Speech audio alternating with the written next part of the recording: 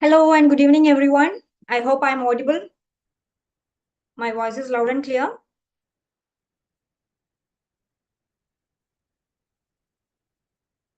Okay. So, welcome to another. Okay. 1 minute. There's an issue.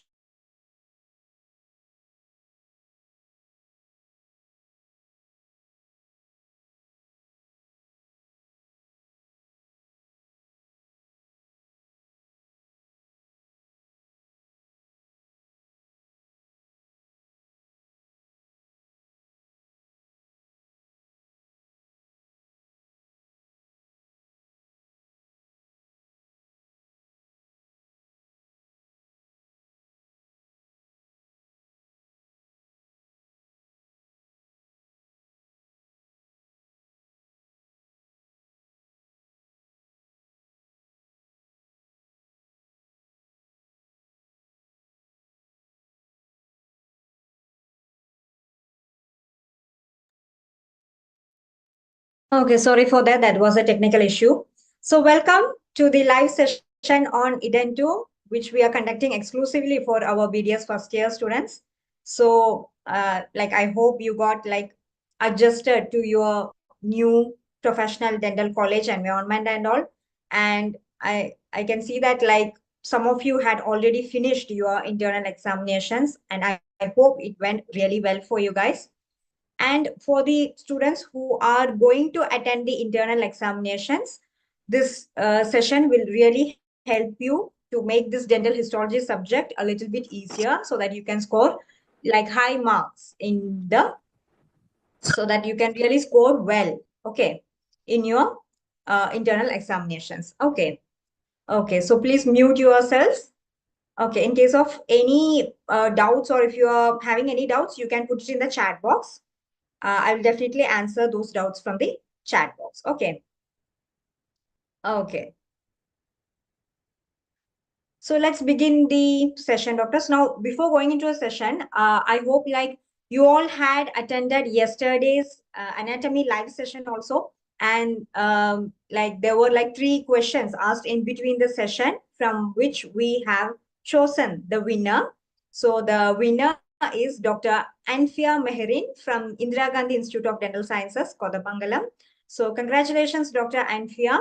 So if you are attending this session also, please do comment under this video. Okay. Okay. So congratulations, Dr. Anfia.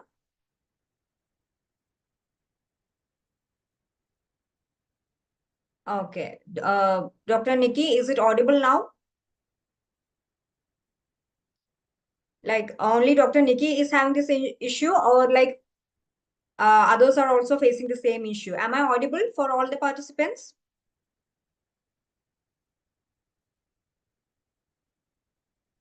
Yes, please put your answers in the chat box.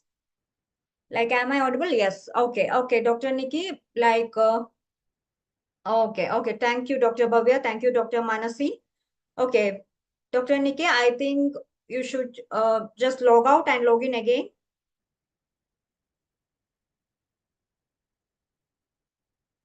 Okay. Please, Dr. Nikki, try logging out and logging in again. I think it will be better for you. Okay. Or please try changing the settings in the Zoom. Okay. Okay. Okay. Thank you, Dr. Rajeshwari. Thank you, Dr. Ameya. Thank you so much. Okay. So in today's session also, there will be three questions in the middle of the session. Okay. They will be like MCQ questions. There will be a question and there will be like 4 options. Okay. So you can choose the correct answer among those options, and you can send the correct answer with your name and your college name and place to the phone number that is mentioned in that particular slide. Okay. You can do that. There'll be 3 questions again. If you from the answers that we get, we will choose a winner among the ones who had given the correct answer. And then again, for this session also, we are giving a special gift for the winners. Okay, we are giving the study material of dental histology for those winners. So try to attend the whole session. Okay. So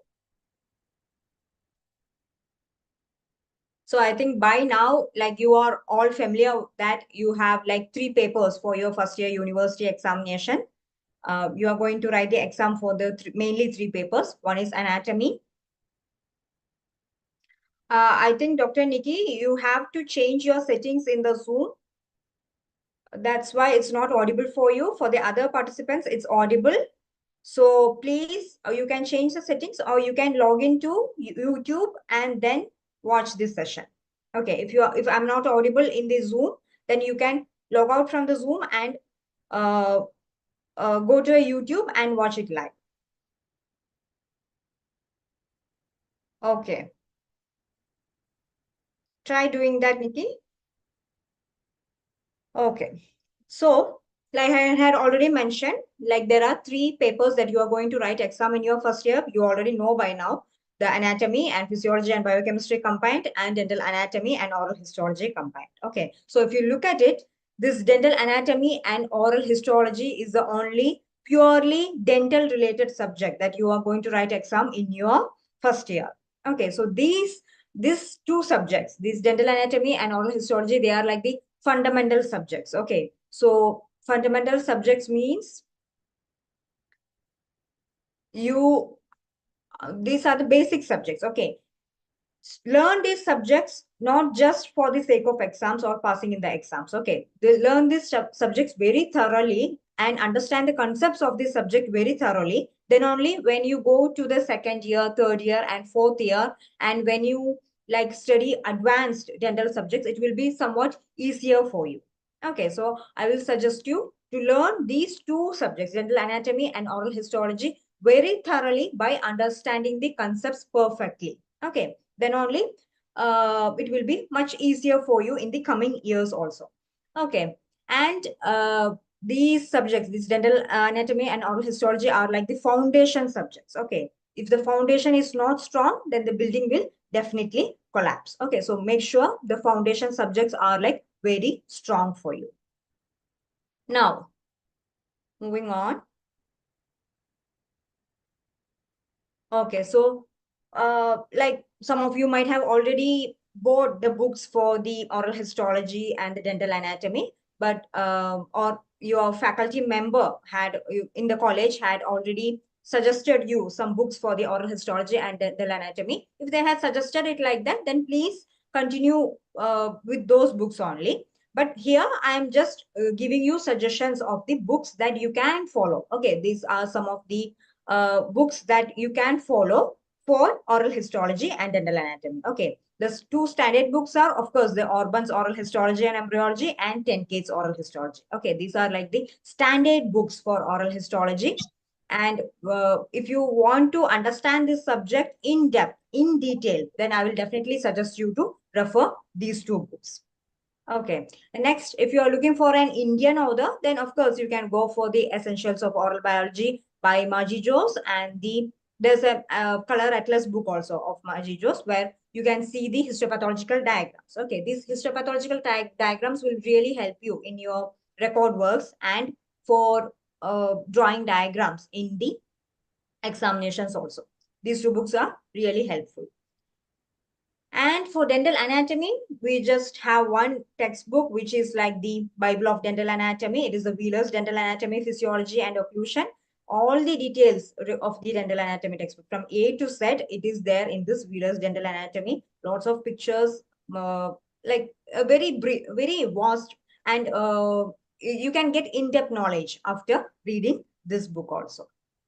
Now there's another book for this oral anatomy, histology, and combined. This is like a 2-in-1 book. Okay, you don't have to refer separate books for oral histology and dental anatomy. This is like a 2-in-1 book. You have all the topics of oral histology and all the topics of the dental anatomy in this book. This book is like authored by my beloved staffs. So it was very useful for me also.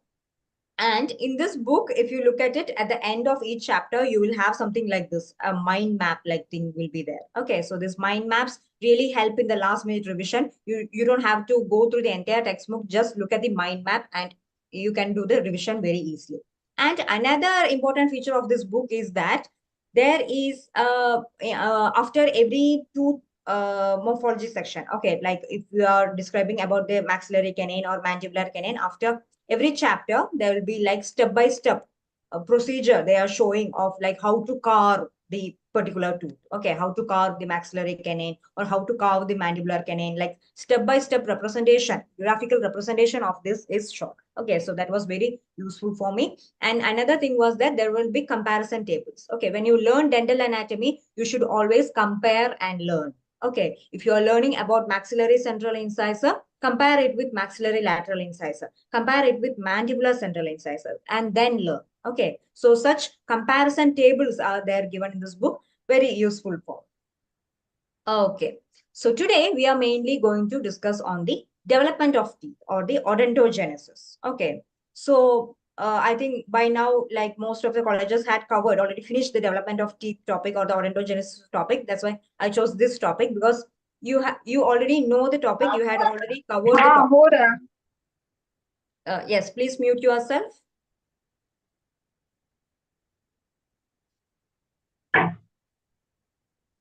Yes, Dr. Nikki, please mute yourself. Okay, thank you. Okay, so today we are mainly going to discuss about the odontogenesis or the development of teeth. Now, if you look at the our Identu's material of dental histology, you can see that uh, in the initial pages itself, in the first page itself, there will be like essence of chapter given. Okay, like what is given, what is the content of that chapter is uh, uh, described in brief in the Identu's study material, and then the questions that were asked in the university examination. Okay, both the essay questions and the short note questions were elaborately given, in which year it was there. It is like elaborately given. Okay, so you know like which topics that you should focus more on. Okay, so these type of questions help you in identifying the high yield areas in a particular topic. Okay, development of teeth is like a really vast topic. Okay, in that vast topic, you should know like which areas you should focus more on. Okay, so that is all given in this dental histology study material, and along with it, there's a barcode also. You can scan this barcode and it will directly take you to the recorded video lecture of this development of tooth. Okay, so that's cool. So in this development of tooth, both the essay type of questions and the short note questions can be asked. Essay type of questions, they can ask about the stages of tooth development. Either they can like particularly ask the morphological stages or the histophysiological stages, or they can like ask like define odontogenesis and enumerate the stage and discuss in detail about a particular stage, like the advanced bell stage, discuss in detail about that. Okay, they can ask like that also. And in short notes, and like that, any particular stage can be asked, either like bud stage or cap stage or bell stage or advanced bell stage can be asked. Transient structures in the cap stage, very frequently asked question. Transient structures in our cap stage, you should not miss that. Then fate of dental lamina, another frequently asked question. Fate of dental lamina and its fate, frequently asked. Then Herdwick's epithelial root sheath and the root formation. Okay, so these are some of the questions that can be asked from this topic. Okay, so do not miss these topics at all. Okay. Now, so coming to the development of the tooth, first it's better to study it like a story so that you will not forget it, and it's easy for you to remember also.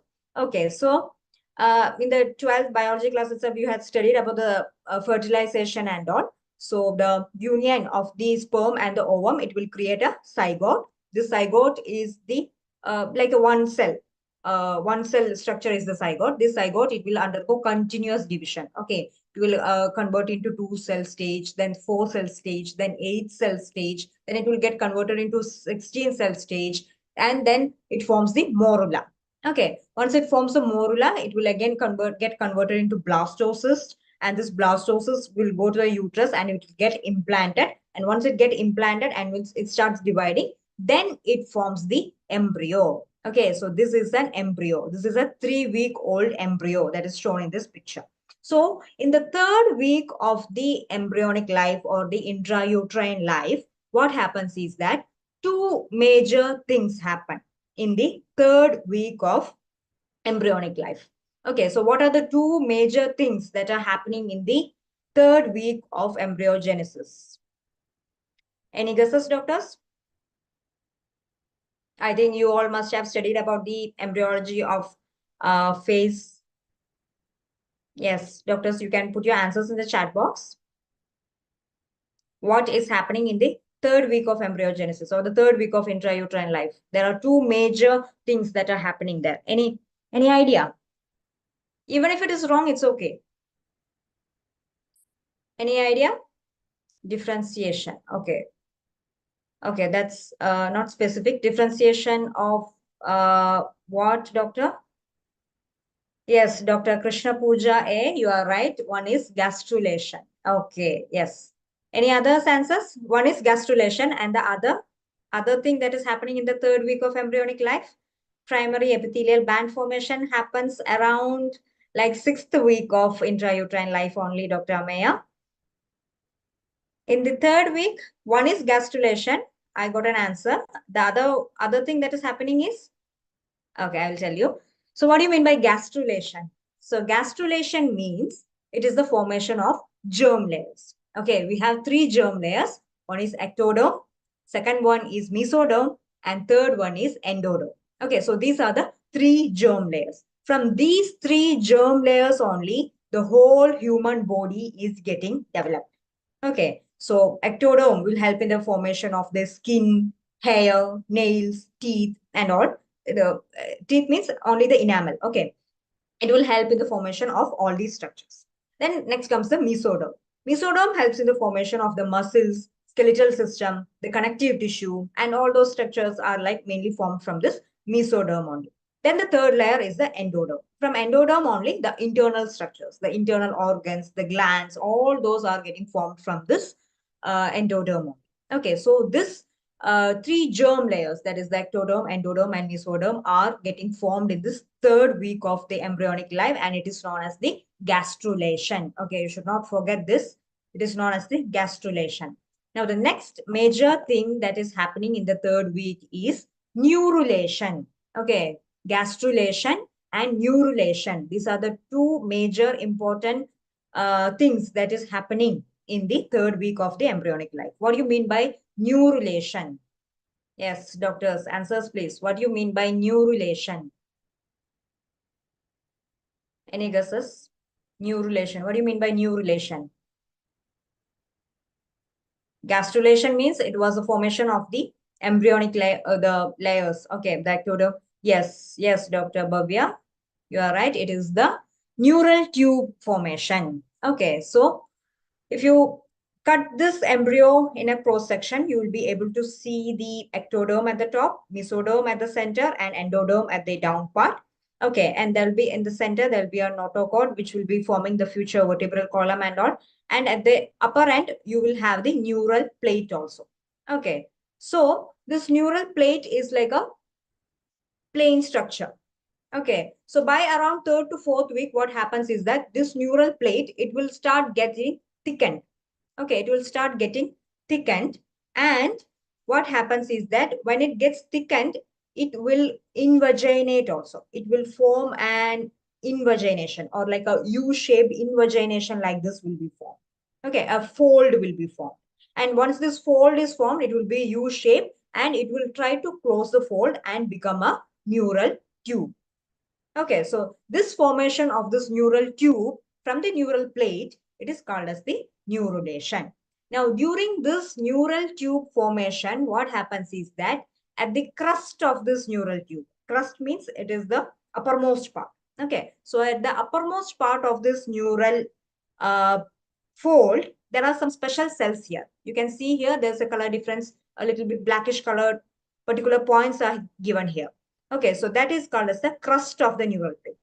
From the crust of this neural plate, there are some special cells. Okay, so those special cells are called as the neural crust cells. Okay, so these neural crust cells are really important because they are the ones who help in the development or who initiate the development of the structures in the face, and mostly the head and neck region. Okay, so that is the main point of this neural crust cells. Some researchers even call these neural crust cells as fourth embryonic layer. Okay, why is this called fourth embryonic layer? Because it helps, or it initiates the development of the structures in the head and neck region. Okay, so that's why it's called as a fourth embryonic layer. Okay, so these neural crust cells, what it does is that from here it will migrate into the mesoderm here. Okay, so mesoderm is what is forming the future connective tissue. Okay, so from the ectodermal portion in here, it is getting, these neural crust cells are getting migrated into the mesenchyme portion here. Okay, so you should remember that, because this, we will again tell this information in the future slides. Okay, so once this neural crust cells get migrated, again the embryo is getting developed and it reaches the fourth week. Okay, in the fourth week, if you look at the embryo cross section, you can see that the brain is developing, the frontal prominence is there, then the heart is developing, the cardiac bulge is there, and in between this frontal prominence and the cardiac bulge, you will be seeing a small area here that is called as the stomatodium. Okay, so what is mean by stomatodium? Yes, doctors, answers please. What do you mean by stomatodium? What do you mean by stomatodium? Or stomodium? So in some textbooks, it's given as stomodium only. What do you mean by stomatodium or stomodium? What is it called? Yes. Yes, doctors, answers please. Even if it goes wrong, no issues. You are all studying only. Okay, so no issues in that. What do you mean by stomatodium?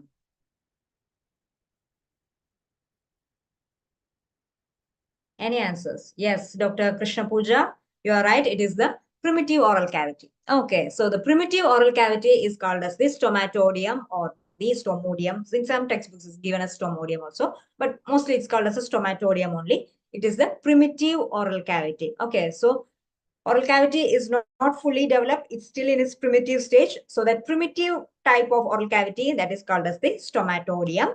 Now, this stomatodium and the gut, future gut, that is the future gastrointestinal tract, is separated. Yes, Dr. Prakriti, you are right. So this future gastrointestinal tract or the gut is separated by a membrane, which is called as the buccopharyngeal membrane. All these terms are really important in the embryology. You should learn that.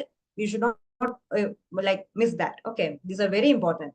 So the stomatodium is separated from the gut or the gastrointestinal tract with the help of a membrane. Okay, so that membrane is called as the buccopharyngeal membrane. Okay, so this buccopharyngeal membrane is like a bilaminar membrane. Bilaminar membrane means it is formed by only two types of cells. One is the ectodermal cells and other one is the endodermal cells. There's no mesoderm in the buccopharyngeal membrane. That's very important. There's no mesoderm. Only ectoderm and endoderm cells, they together form this buccopharyngeal membrane. Now, what happens is around like 4.5 weeks or like 5 weeks, what happens is that this buccopharyngeal membrane, it breaks.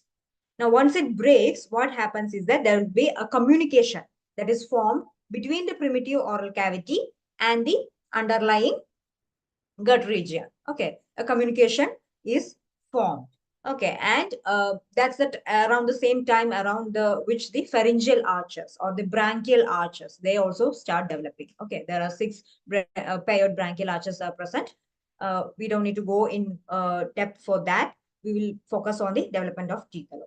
So once this buccopharyngeal membrane, when it ruptures, if you look at the primitive oral cavity during that time, okay, if you look at the stomatodium during that time, you take a little bit of tissue from the stomatodium at that time, and if you look at it under the microscope, you will see something like this. Okay, so overlying, there will be epithelium, and underlying, there will be connective tissue. That's how in a normal adult oral cavity also, it will be there. There will be an overlying epithelium and underlying connective tissue will be there. But these, what we see in the embryo is all in the primitive forms. Okay, so we don't use the term epithelium there. We use something called as the oral ectoderm. Okay, this ectoderm is what is going to in future getting converted into the epithelium. So we use that term here. It is the oral ectoderm. And the underlying connective tissue, it is a primitive form of connective tissue. So this primitive form of connective tissue, that is called as the mesenchyme. Okay, so this primitive form of connective tissue, it is called as the mesenchyme. But here they have used the word ectomesenchyme. Why they had used the word ectomesenchyme? Okay, because like I had already mentioned, the neural crust cells, they had migrated into the mesenchyme here.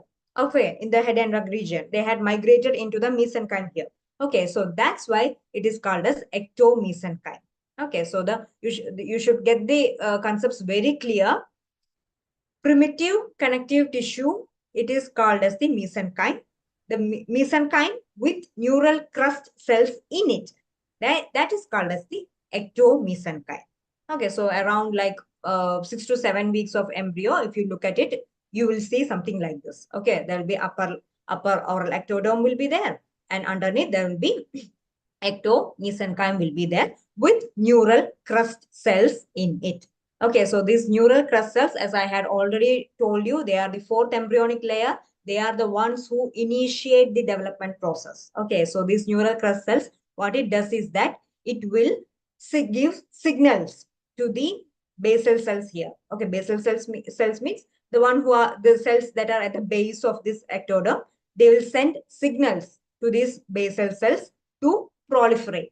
Okay, they will ask them, okay, you can divide now. Okay, they will just tell them, okay, you can divide now. And these cells, they will start dividing. Okay, they will start dividing, lots of dividing. This division is will not be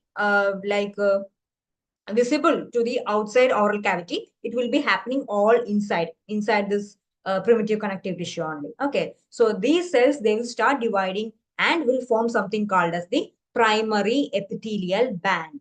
Okay, so this U-shaped or horseshoe-shaped bands that you see jaws. Okay, doctor, please mute yourself. Please mute yourself. Dr. Nikki, please mute yourself. Dr. Nikki Yadav.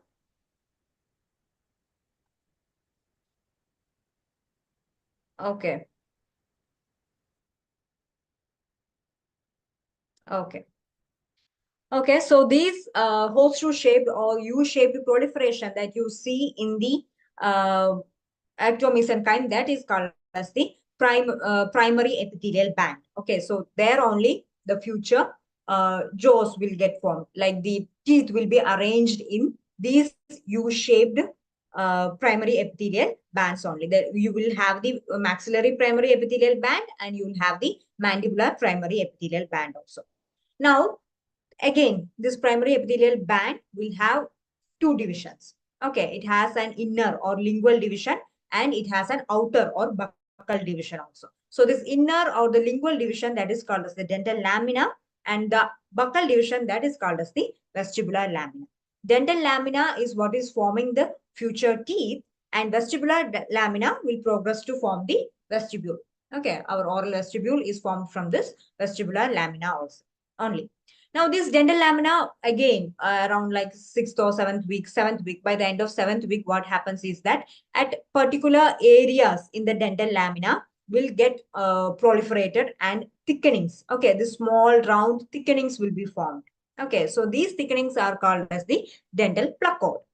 Okay, all these names are really important. You should know how it is progressing.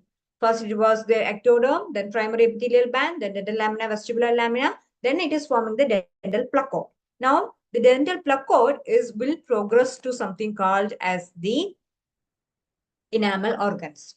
Okay, so there'll be like 10 dental placodes, which will be progressing into like 10 enamel organs like this. Okay, so in this area of these enamel organs only, the future tooth will get formed. Okay, so that is about this enamel organs. Okay, so if you take a biopsy from this region and if you look at it under a microscope, you will see something like this.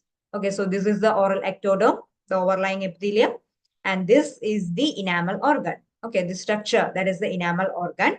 And the tissue that is just below this enamel organ in the ectomesenchyme, that is called as the dental papilla, and the ectomesenchyme that is covering both this enamel organ and dental papilla together, that is called as the dental sac or dental follicle. Okay, so you should not get confused with this at all. This structure is called as the enamel organ, which is formed from dental plaque. Okay, this is the enamel organ. Just underneath the enamel organ, you will have the dental papilla, and the one which is surrounding both this dental papilla and the enamel organ together, that is called as the dental sac or dental follicle.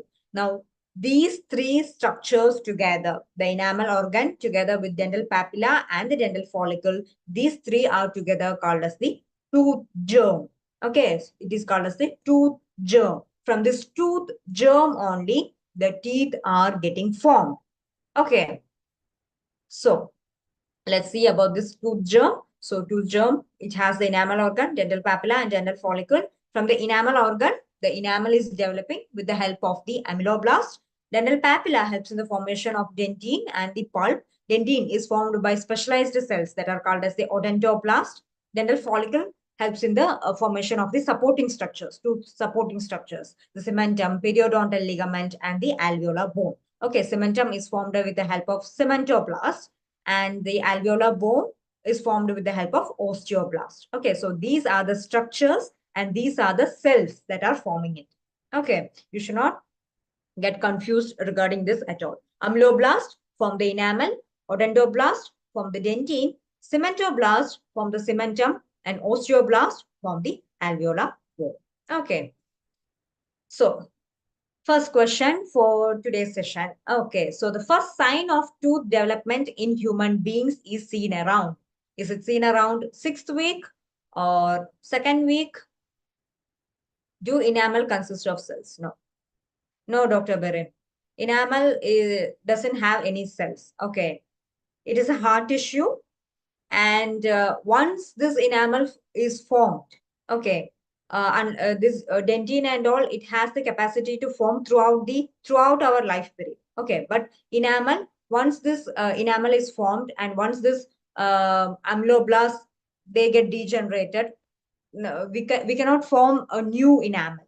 Okay, that's why this caries and all other attrition, abrasion, and all those pathologies are there. They are destroying the enamel and we are getting treatment for that. Okay, we cannot form the enamel here. Okay, dentine and all, it will form throughout our life, like the tertiary dentine and all will be formed, but enamel, no. Once it is destroyed, it is destroyed. That's because it doesn't have cells. Okay, thank you. Okay, I hope it's clear for you, Dr. Berin. Okay, now let's have the look at the first question. Okay, so the first question is, the first sign of tooth development in human beings is seen around. Yes, Dr. Berin. Okay, please send your answers to this phone number here. Okay, please send your answers to this phone number here. Okay. Okay. Along with the answer, please include your name and your college and the place of the college. Okay. This is just the first question. 2 more questions are remaining. So please watch fully. Okay. I hope all of you had messaged in this number. There's a special gift for the winners also. Okay, now let's come to the stages of tooth development. Okay, so for the description purposes. Okay, so mainly for the description purposes, the stages of tooth development are divided into 2. One is the morphological stages and another one is the histophysiological stages. The events that are happening in both these stages are similar only, but this morphological stage is based upon the shape of the enamel organ.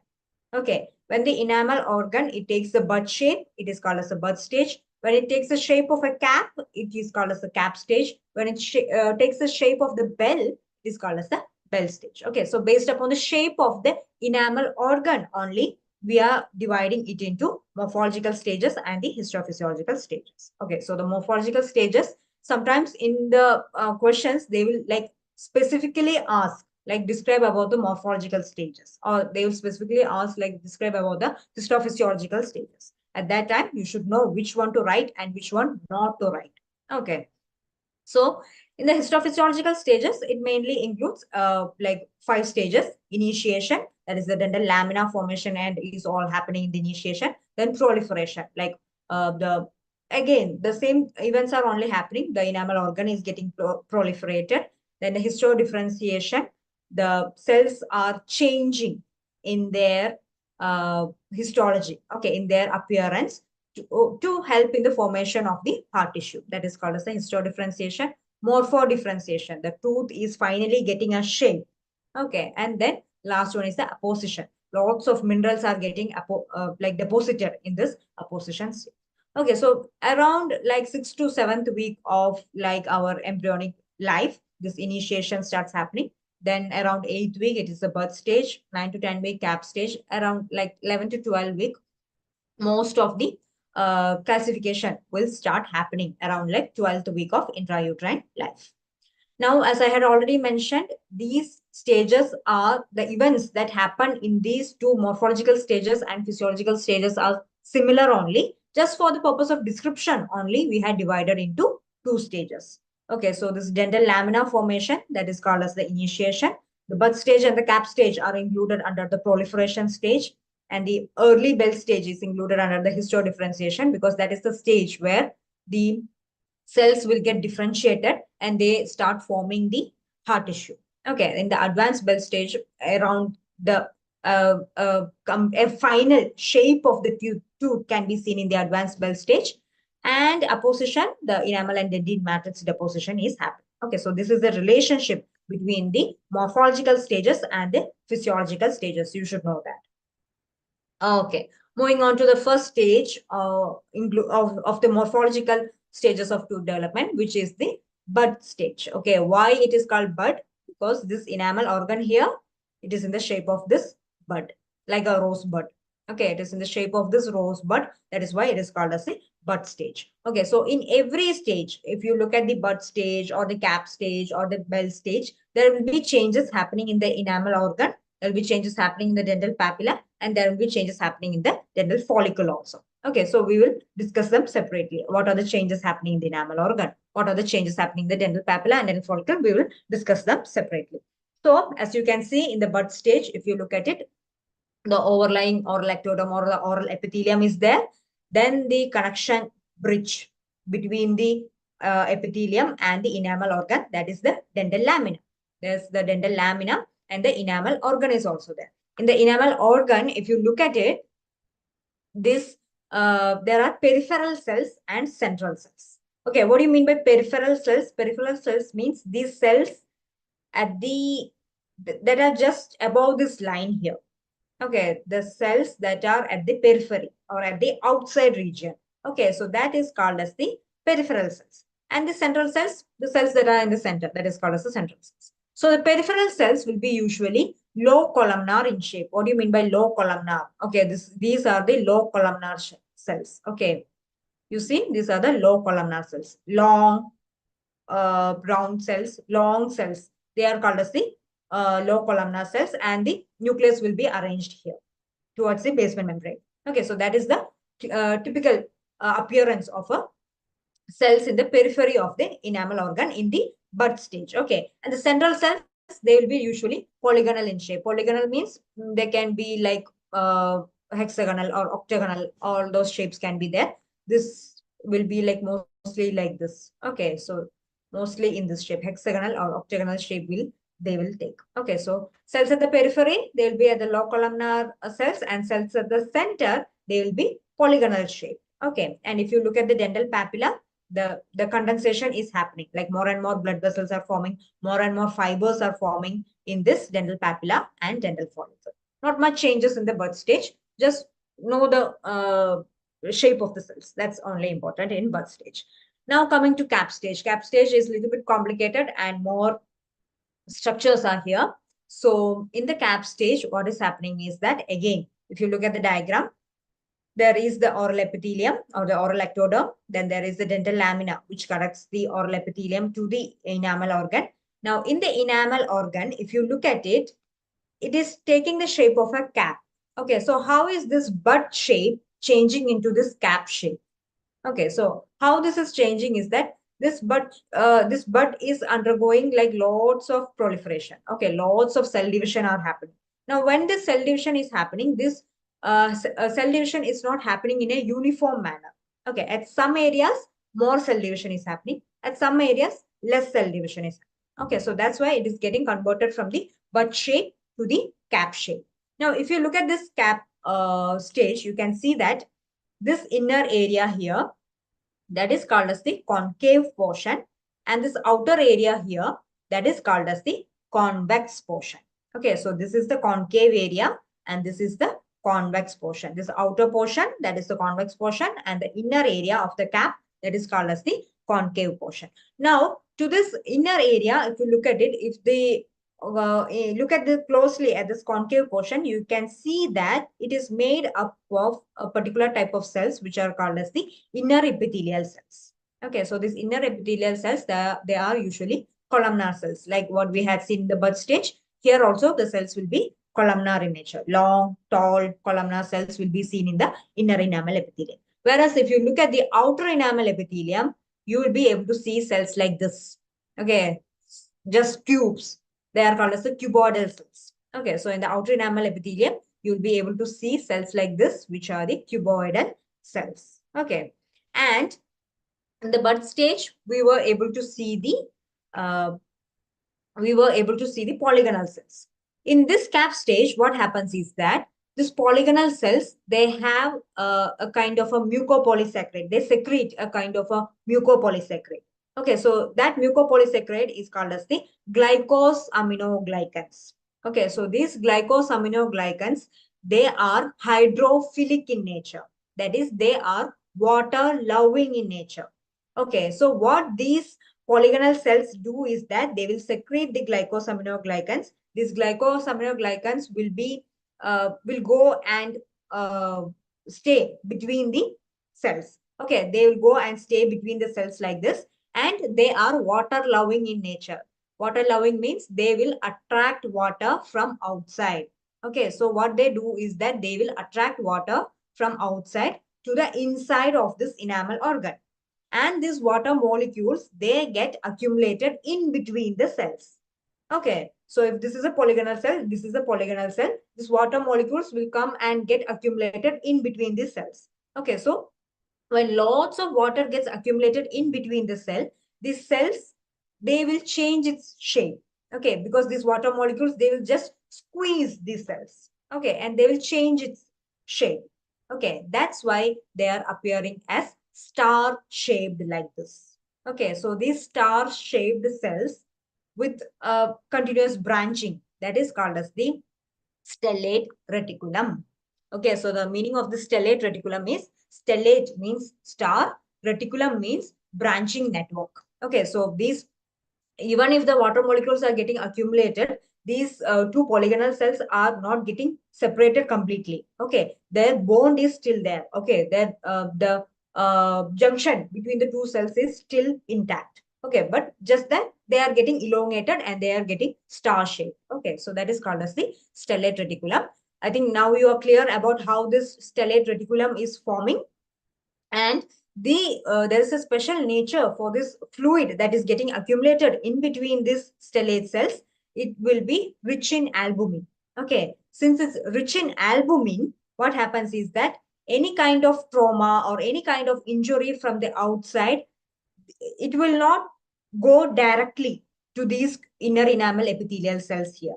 Okay, so this is like a nature's way of protecting these inner enamel epithelial cells. Okay, why they are protecting these inner enamel epithelial cells? Because these inner enamel epithelial cells only will get converted into amyloblast and form enamel in future.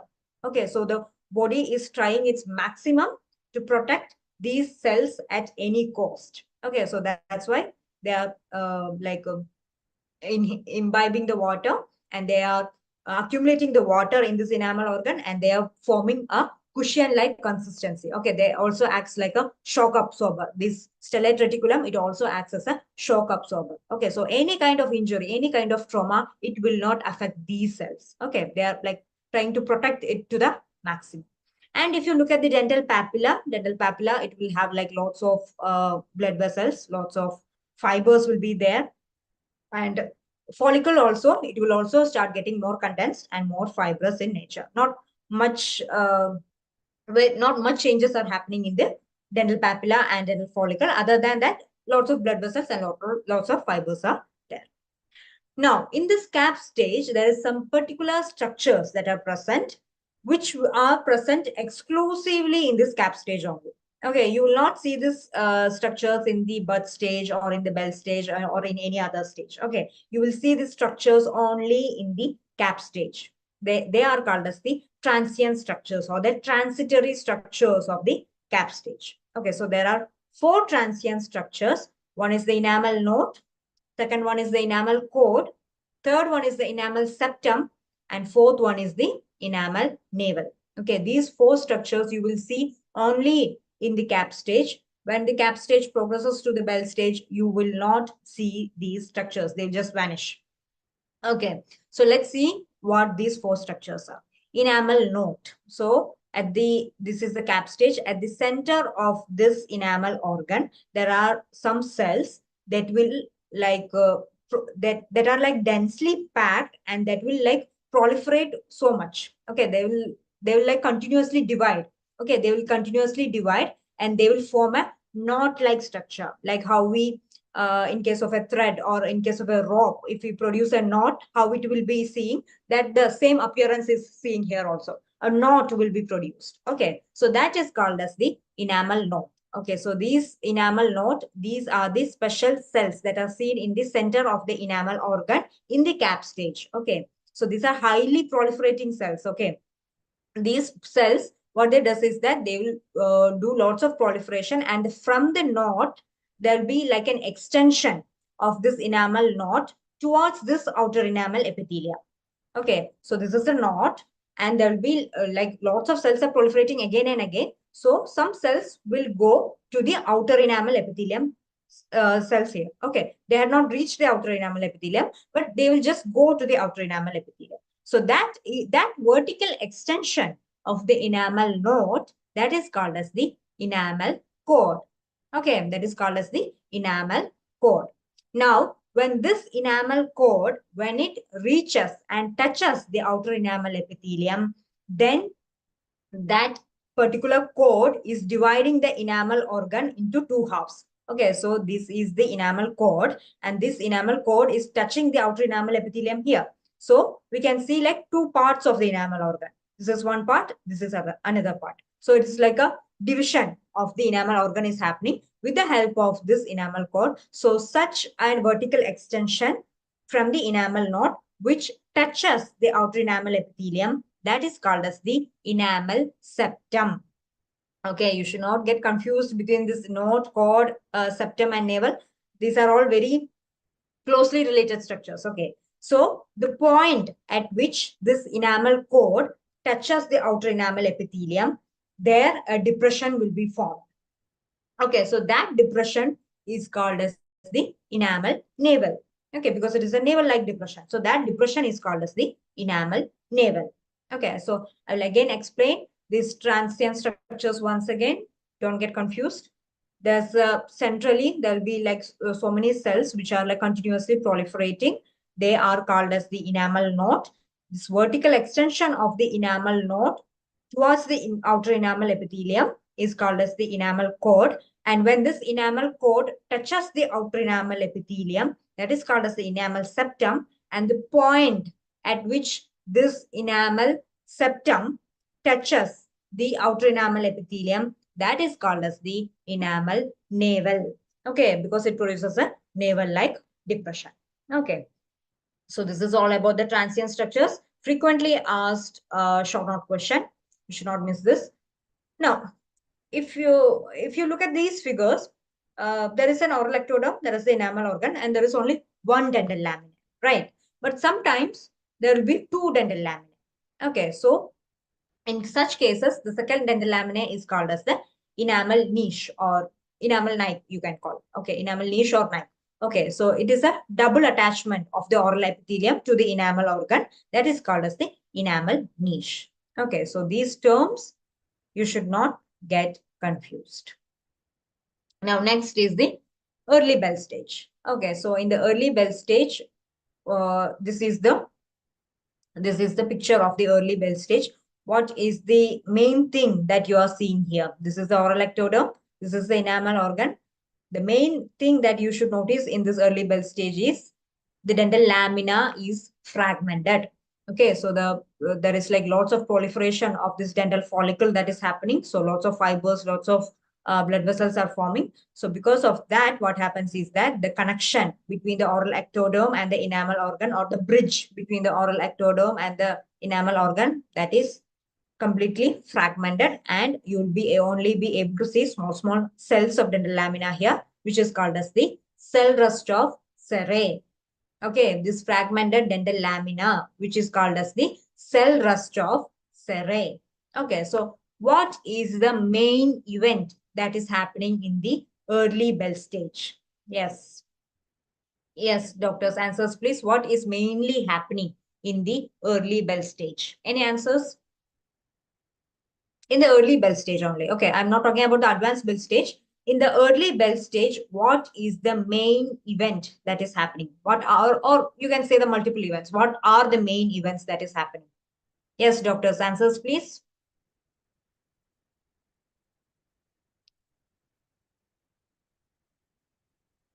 No issue if it's going wrong.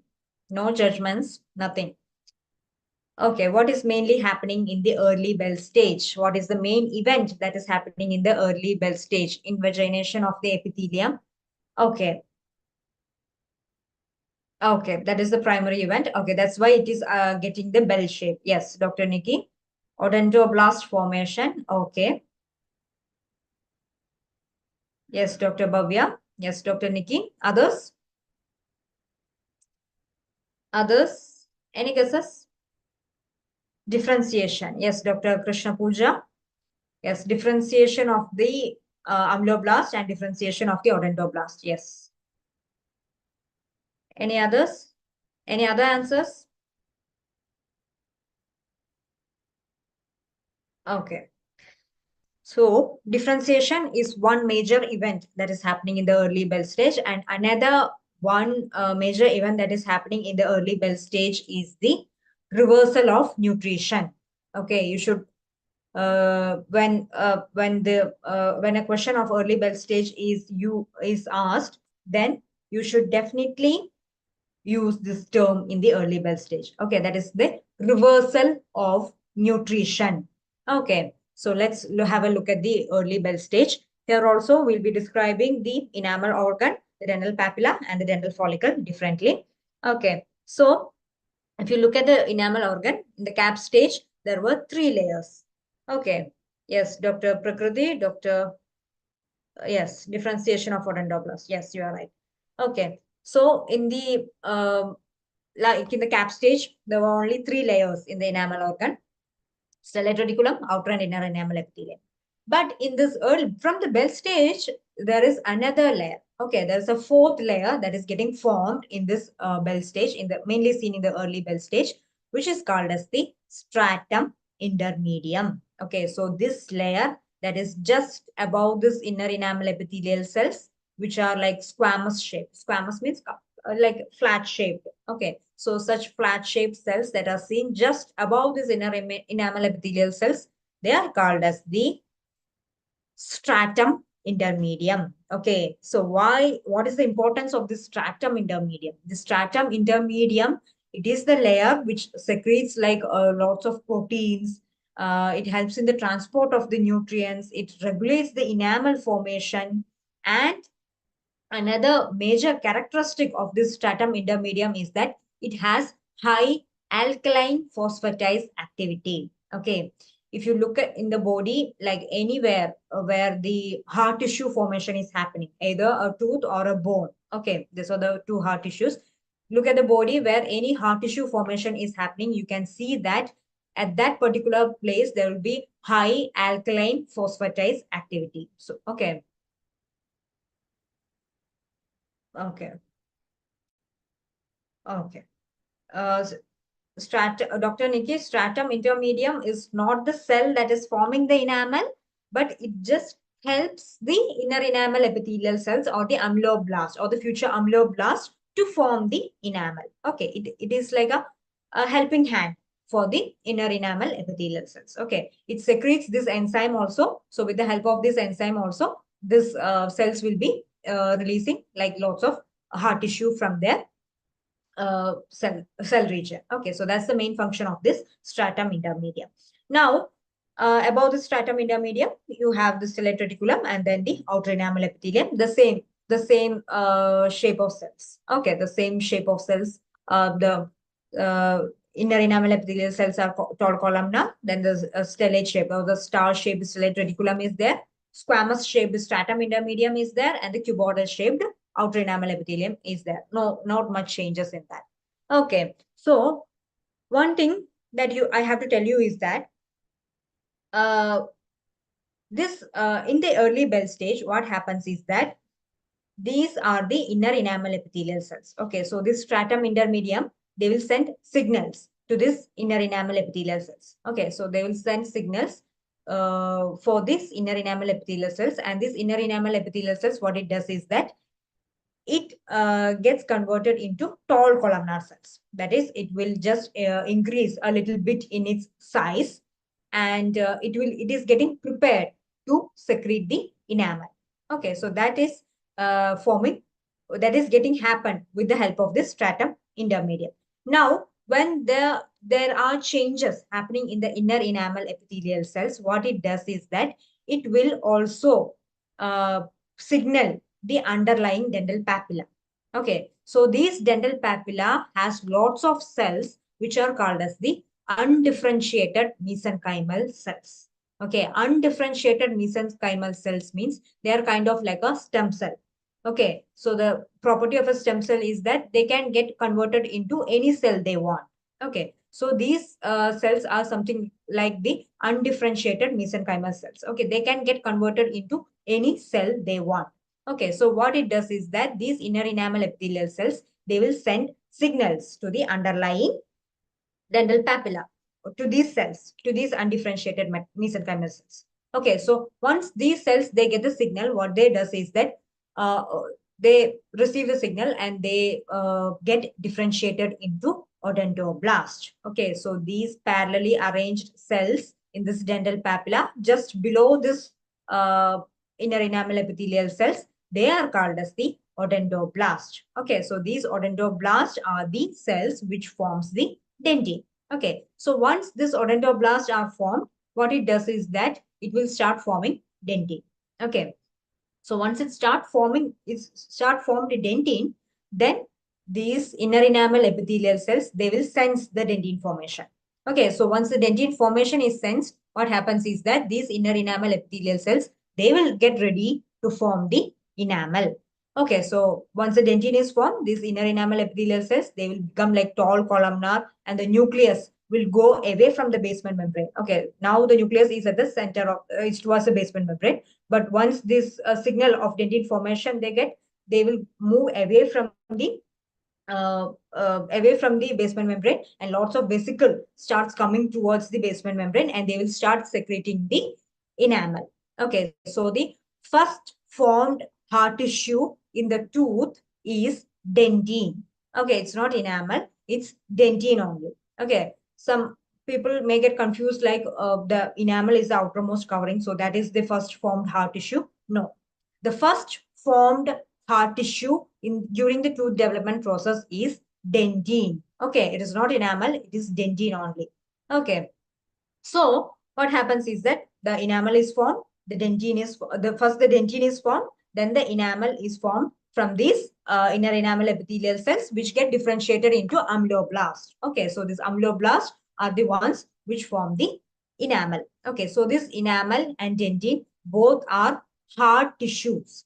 Okay, so since both are hard tissues, so till now these inner enamel epithelial cells or the future amyloblast, okay, they are getting nutrition from these dental papilla only. Okay, so you can see so many blood vessels here. These round structures, they are the blood vessels. From these round blood vessels only, these inner enamel epithelial cells are getting the nutrition.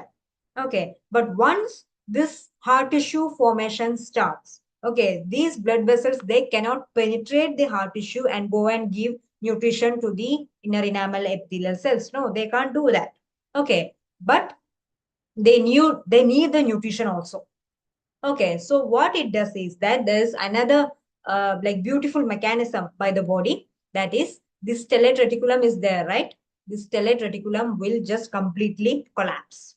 Okay, this star-shaped cells are there, right? The star-shaped cells, stellate reticulum will just completely collapse. So when it collapses, what happens is that this outer enamel epithelial cells will come in like some direct contact with the inner enamel epithelial cell and the dental follicle.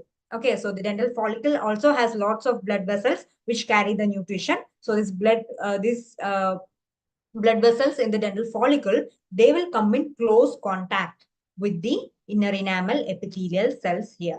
Okay, so from these blood vessels, they will get the nutrition. Okay, so the distance is also reduced. Okay, because of the collapse of the stellate reticulum, the distance is also reduced. So these inner enamel epithelial cells, they will easily get the nutrition. The amyloblast will easily get the nutrition and it will form the enamel without any disruption. Okay, so that is called as the reversal of nutrition. So this reversal of nutrition is an important process that is taking place in this early bell stage, in addition to the amyloblast differentiation and the odontoblast differentiation. Okay, so just before the enamel formation, this basement membrane that is separating the inner enamel epithelial cells and the dental papilla, that is called as the membrana preformativa. Okay, so this basement membrane here, that is called as the membrana preformativa, and this membrana preformativa will only form the future dentino-enamel junction. Okay, so this will only form the future dentino-enamel junction, and this junction here between the outer enamel epithelium and the inner enamel epithelium, this junction here, that is called as the cervical loop. Okay, it is also called as the zone of reflection. Okay, so it is called as the cervical loop or the zone of reflection. Okay, so I hope you are clear about the early bell stage. Now we move on to the advanced bell stage. Okay, now we move on to the advanced bell stage. In advanced bell stage, mainly two things are happening. One is the mineralization and the root formation. Okay, so the dentine and the enamel that is formed will get mineralized, or like lots of minerals will get deposited in this dentine, and the okay.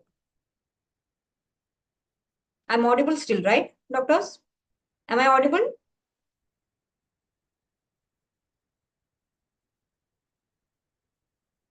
Okay, okay. So this dentine and the okay, okay. Thank you, doctors. Okay. So in the advanced bell stage, two things are mainly happening. One is the mineralization and other one is the root formation. Okay. So in the mineralization, what is happening is that the dentine and the enamel that is getting accumulated will, getting accumulated will get mineralized. Like lots and lots of minerals will get in, and it will like increase the thickness of the hard tissue that is already formed, and the root formation also begins in this advanced bell stage. Okay, so as I had already mentioned, the inner enamel epithelial cells, they are sending signals to the underlying dental papilla, and the dental papilla is getting differentiated to form the undifferentiated mesenchymal cells are getting differentiated to form the odontoblast. This odontoblast is forming the dentine.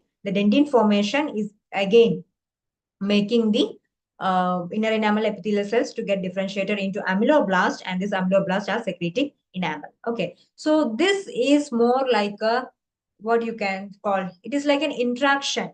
Okay, it is like an interaction between the epithelium and the underlying connective tissue. Okay, so such type of interaction you will not see in, it is very rare to see in a body during the development process. Okay, only in some organs such interaction between the epithelium and the connective tissue happens. Okay, and one special organ is the tooth. So this type of interaction between the epithelium and the connective tissue, that is called as the reciprocal induction. Okay, that is called as the reciprocal induction. The neural crust cells are sending signals to the ectoderm for the basal cells to proliferate, and then the odontoblast differentiation is happening by sending signals from the inner enamel epithelial cells. Again, the dendine is formed and it is forming signals for the inner enamel epithelial cells to get differentiated into amyloblast and form enamel. So all this is like a interaction between the epithelium and the connective tissue. So this is called as the reciprocal interaction. Okay, this is called as the reciprocal interaction. So you should not miss these two words in the Bell stage. One is the reversal of nutrition and the cell differentiation and all those things, and the reciprocal induction or the reciprocal interaction. Okay, do not miss these two words in the Bell stage. Okay. Now, the second question is here. The morphological stages of tooth development are based on, is it based upon the shape of the enamel organ or the shape of the tooth germ or the function of the enamel organ or the shape of the dental papilla? Okay, you can send the answers again to this number. An exciting gift is waiting for you. Okay.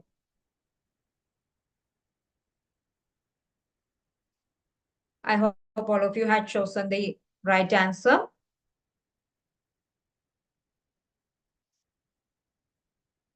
Okay. Let's move on. Okay, so Ident2, as you know, it is an online dental platform. You can download this app from the Play Store or the App Store, and you can log in using your phone number. And in the home page, please select the, we have so many courses like the Prometric program, PSC entrance coaching, and all are there. So choose the first year BDS, and you will get only the chapters that are in the first year BDS. Anatomy, physiology, biochemistry, and DADH subjects will be there. And under each subject, there specific topics will be there. Okay, in that specific topic, there will be videos, there will be notes, and there will be exercises also. You can choose accordingly. Which one you are studying, you can choose accordingly. Okay, it will be very helpful for you. You can study at the comfort of your own home with the help of this Ident2. Okay, so next major thing that is happening in this advanced Bell stage is the Hertwig's epithelial root sheath formation. Okay, so what you mean by this HERS or the Hertwig's epithelial root sheath formation? So in the crown, the enamel and dendine formation is happening, and it is like happening, and when it reaches the future cemento-enamel junction. Okay, when it reaches the future, this hard tissue formation, when it reaches the future cemento-enamel junction, what happens is that a special layer is formed, which is called as the Hertwig's epithelial root sheath. Okay, so this Hertwig's epithelial root sheath is a double layer. Okay, it will only have inner enamel epithelial cells and outer enamel epithelial cells. No other stellate reticulum, stratum intermedium, nothing will be seen here. Okay, only inner enamel epithelial cells and outer enamel epithelial cells will be seen here. Okay, so these inner enamel epithelial cells, again, it will, so this, if you look at it, this Hertwig's epithelial root sheath will be covering the entire crown and the root portion like this. And at the cemento-enamel junction, it will like proliferate horizontally also. Okay, so at the cemento-enamel junction, it will go a little bit horizontally also. So that horizontal proliferation of this Hertwig's epithelial root sheath, that is called as the plane of diaphragm, or it is also called as epithelial diaphragm. Okay, this epithelial diaphragm is very important. I'll tell you why. This is called as the epithelial diaphragm. Okay, that will be in a constant plane. That will not change at all. Okay, this is called as the epithelial diaphragm or the plane of diaphragm. Now, what happens is that these inner enamel epithelial cells and the outer enamel epithelial cells, they will be contact with the dental papillae, and again the dental papillae will induce the formation of the odontoblast, And once the odontoblasts are formed, the first layer of dentine is formed. One characteristic feature that is seen in the Herdwick's epithelial root sheath and in the root formation is that there is no reciprocal induction happening here. Okay, no reciprocal induction is happening here. No reciprocal interaction is happening here. Okay, so this odontoblast, they will form the layer of dentine, and once this hard tissue dentine is formed, this dental follicle, the ones that surrounds this dental papilla and the enamel organ, they start proliferating. Okay, they start proliferating, and those cells start invading these structures. Okay, they start invading this structure, and this Herdwick's epithelial root sheath is broken. Okay, it is broken like this. Okay, and only the few degenerated cells will be there. So these few degenerated cells, they form the cell rust of molasses. Okay, so the epithelial rust of the dental lamina, they are called as the cell rust of Serre, whereas the rust of Herdwick's epithelial root sheath, they are called as the cell rust of molasses. Okay, you should get the terms right. Okay, so the Herdwick's epithelial root sheath will loses its continuity, and it will be invaded by the dental follicle cells. Now, dental follicle cells have, like, again, lots of undifferentiated cells will be there. So they will get converted into cementoblast, they will get converted into osteoblast, they will get converted into fibroblast. Okay, so because of the help of this dental follicle only, all the other tooth supporting structures like the cementum, bone, and the periodontal ligament fibers, all those are getting formed with the help of this dental follicle only.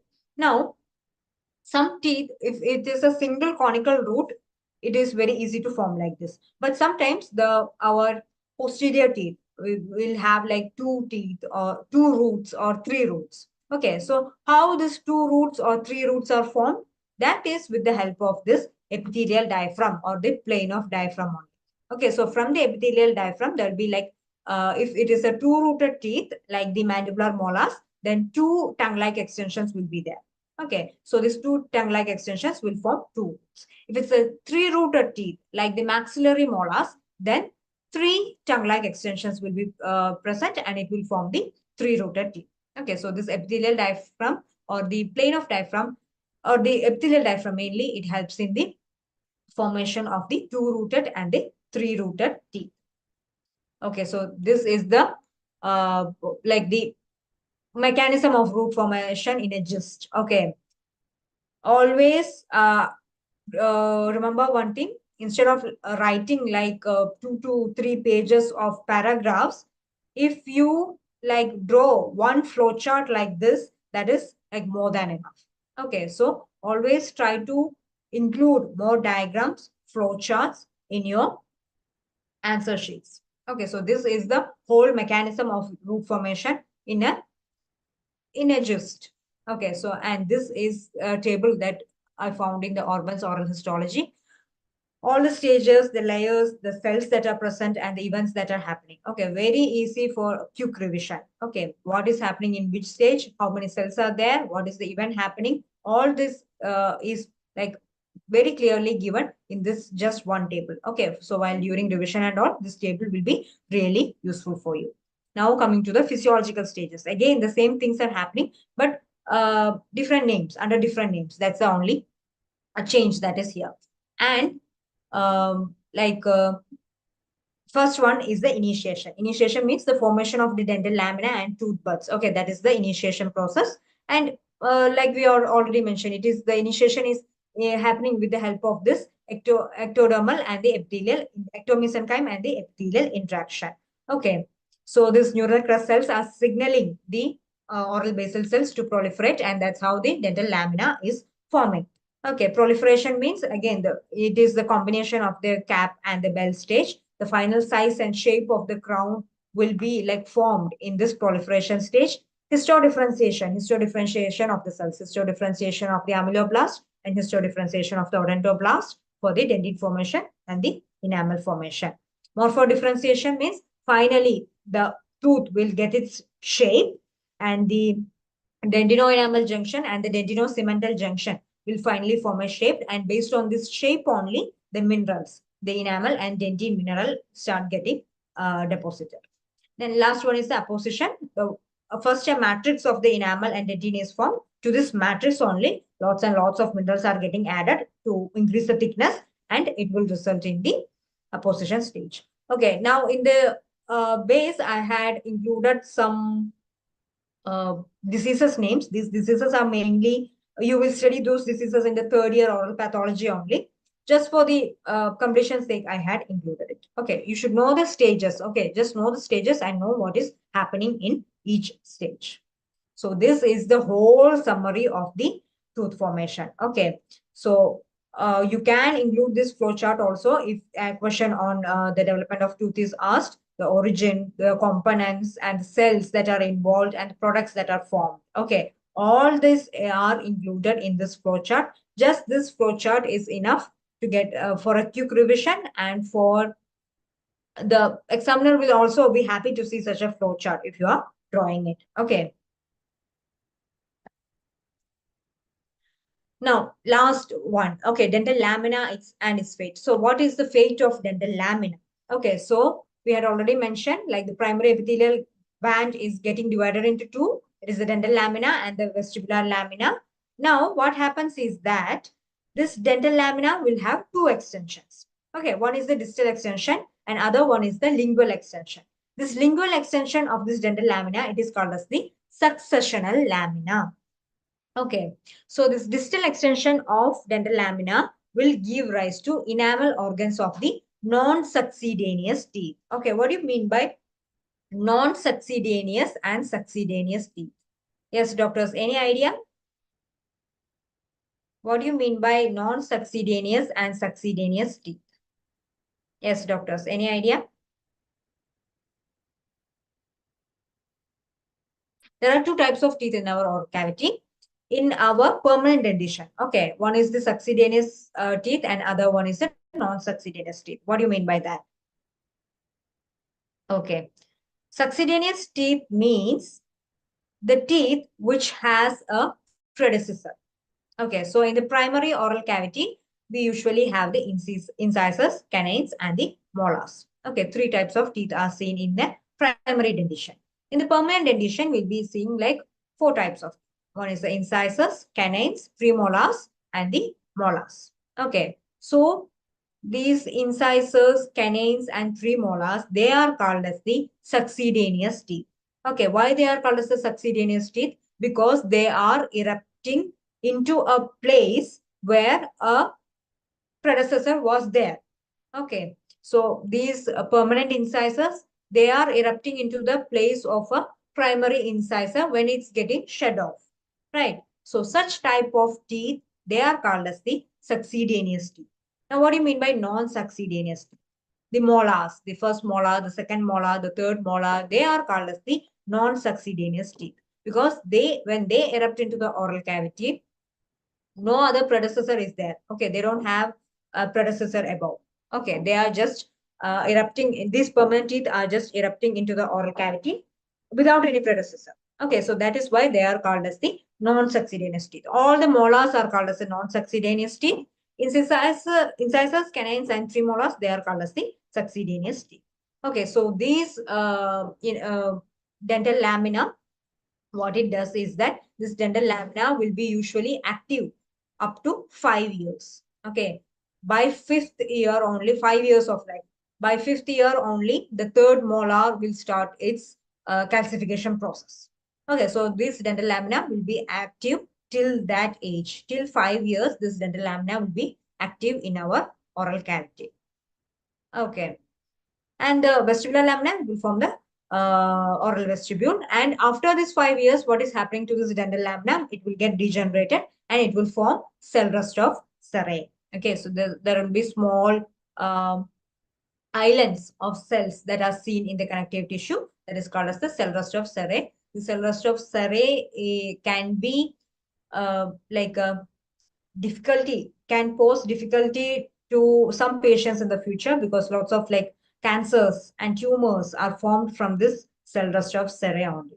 Okay, so that and all you will learn in your third year. So mainly you can see that this dental lamina, its distal extension is causing the enamel organ of the molars, lingual extension, enamel organ of the succeeded teeth. A dental lamina will be active up to 5 years of age. Okay, because at the 5 years only, the third molar, this thing is happening. Okay, the calcification is happening. Okay. So this is the fate of dental lamina in a just again a flow chart. Flow charts are very much necessary. Draw diagrams, draw tables, draw flow charts whenever like as much as you can in your answer sheet. Okay, that will be really making a difference in your marks. Okay, so if dental lamina and its fate is asked as a short note question, the introduction, the formation and the extensions, the degeneration, the cell rest of array, its clinical importance also you can add if you know. So this is the third question. The successors of deciduous teeth develops from. Is it from successional lamina or the dental lamina or the stellate reticulum or the neural ectodermal cells? Okay, from where this successors of deciduous teeth are developing from. Again, you can send the answers to this number. Okay.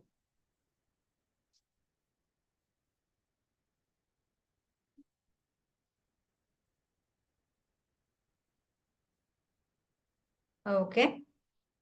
I hope you all had sent the answers to this number.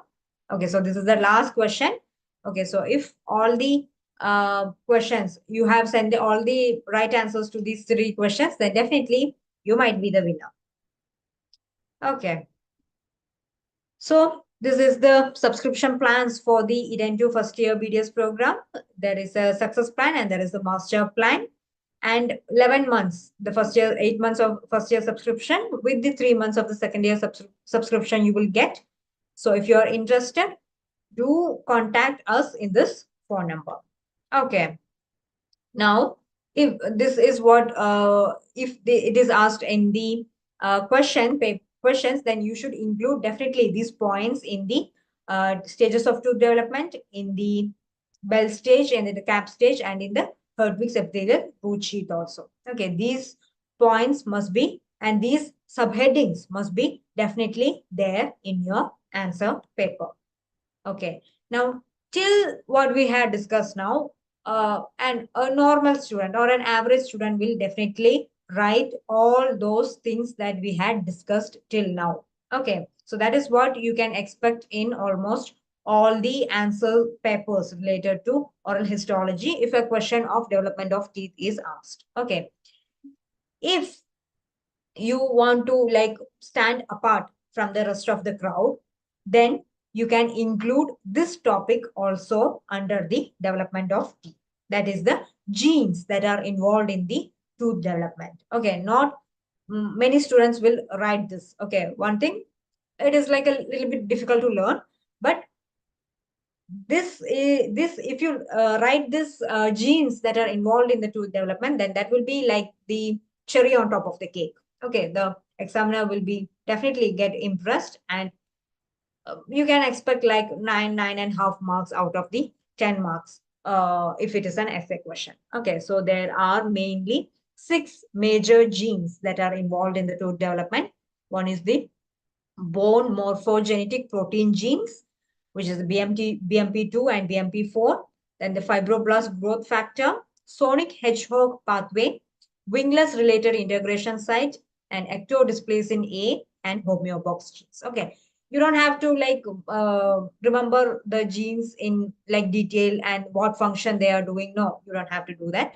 Just remember the names of these 6 genes. Okay, that's enough. That's more than enough to score like really good marks in your internal exams. Okay, so genes of the tooth development, genes that are involved in the tooth development, that also you can add in this question. Even if it is not asked, if you have time in the exam, you can add this also. So other than the tooth development, I think for your internals, some oral mucosa, enamel, dentine, and cementum are also involved. So these are some of the important questions from oral mucosa, enamel, dentine, and cementum. The types of oral mucosa, you should definitely study ultrastructural findings in keratinized epithelium. The keratohyalin granules, the tonofibrils, and desmosomes. Okay, desmosomes, semidesmosomes, very important. That and all you should look it under this ultrastructural findings in keratinized epithelium. non-keratinocytes. Okay, the 4 non-keratinocytes, you should definitely have a look at it. Papillae of the tongue, especially the circumvallate papillae, and the structure of the papillae is very important, and difference between keratinocytes and non-keratinocytes. In the enamel, if you look at it, the incremental lines, the stria of Retzius is important, and the hypocalcified structures of the enamel tuft and the enamel lamellae, the enamel spindle, all those structures are really important. Perikymata, or the imbrication lines of Pickering. Okay, another important short note, Hunter-Schragen bands, or the what you can call the zebra lines of enamel. Okay, that is also important. And life cycle of ameloblast can be asked as a essay question also. If the life cycle is also, if the embryology part is also involved, then this life cycle of ameloblast can itself be asked as an essay question. Dentine, interglobular and intraglobular dentine, pre-dentine, the tracks, age changes in dentine, the tertiary dentine, sclerotic dentine are all important questions. Cementum, acellular and acellular cellular cementum, the Salter's line, the incremental lines of cementum, the types of CEJ. There are 3 types of CEJ seen, and the cemental repair. Okay, the functional repair and the anatomical repair of the cementum. You should know the difference between the two with diagrams. Okay, with diagrams, you should study. Okay, so these are some insider tips that I can tell you for this answer presentation in your internal exams. It can help you in your university examination also. Make sure that you are putting the correct section number and the question number. And in case of essay questions, before starting the answer, you can add something like the contents. Okay, so this contents will contain like what is the all the subheadings that are there in your answer. Just like the index page of a book, which contains all the chapters in it, you can also include contents in your essay questions. Okay, for short notes, I don't think maybe you may not get time. For the essay questions, you can include this contents also. In the contents, you can include all the subheadings under it. Okay, like if development of tooth is asked, then the stages of tooth development, bud, bell, cap, like that, all the subheadings that you are going to write in the answer, you can include it under the contents also. Then next is a point-wise answering. Always do not answer in paragraphs. Okay, the examiner is only getting like maximum correcting your like answer sheet for maximum like 7 to 10 minutes only. Okay, so do not write in paragraphs, always write in points. Okay, just like this, point wise. Always try to write point wise and highlight the main areas. Okay, highlight the headings and highlight the main words, like the reversal of nutrition, reciprocal induction, all those are like catchy and important words. Okay, so make sure you highlight those words in a different pen or a different ink. Okay, you can do it. And then diagrams, tables, and flowcharts. Very, very, very important. Draw diagrams, draw tables, and draw flowcharts whenever necessary. The more, the better. Okay, and look out for the time also. Time management is extremely important. How you manage, don't just if a known question is asked, don't just sit and write the question for long hours. Just have a look at it. Like before going into the exam hall itself, you should have an idea about how much time I should spend for the essay question, how much time I should spend for the short notes. Okay, you should have an idea about it. Okay, so all the best for your exams. Do well. Okay, in case of any doubts, you can put it under this video here, or you can put it in the WhatsApp group, or you can DM me personally also. Okay, in case of any doubts, you can do that. Okay, so all the very best for your examinations. Do well. Okay, so good night and bye.